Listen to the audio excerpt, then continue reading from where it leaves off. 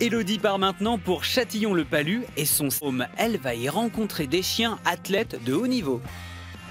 Ils peuvent courir jusqu'à 75 km/h. Ce sont des champions du sprint. Avec Guy, on va les découvrir. Ce sont les lévriers, bien sûr.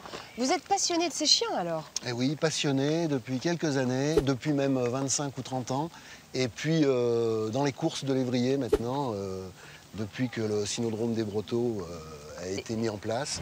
Alors, aujourd'hui, vous êtes plusieurs, vous êtes réunis. Vous venez un petit peu de partout. Voilà, en tant que sociétaire, on a, je sais pas, des gens qui sont de 15 ou 20 départements, puisque c'est le seul équipement de la région Rhône-Alpes qui existe à Châtillon-la-Palus.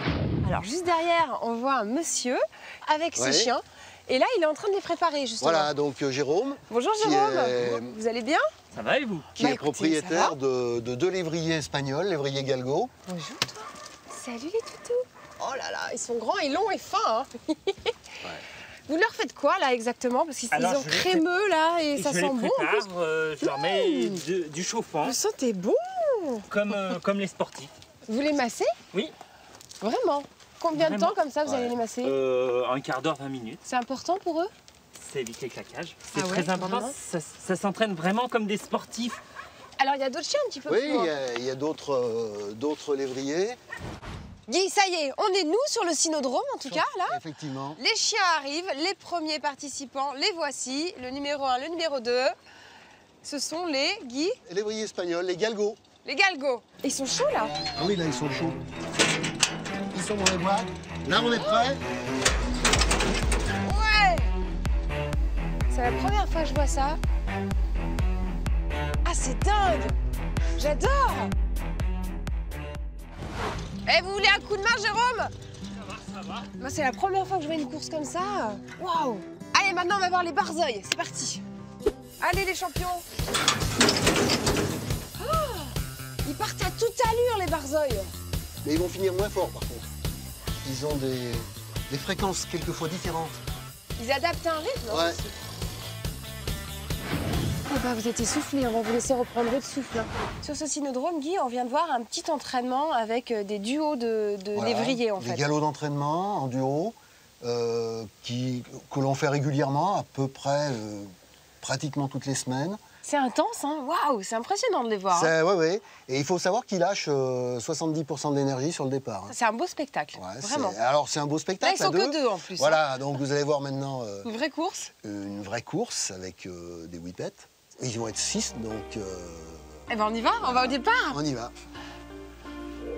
On retrouve Élodie au cynodrome de Châtillon-la-Palus à quelques minutes de la course. Les whippets vont maintenant prendre la course. Vous voyez, ils sont tous excités là. Allez, c'est parti. On y va. Oh là là là là. Tout le monde est prêt?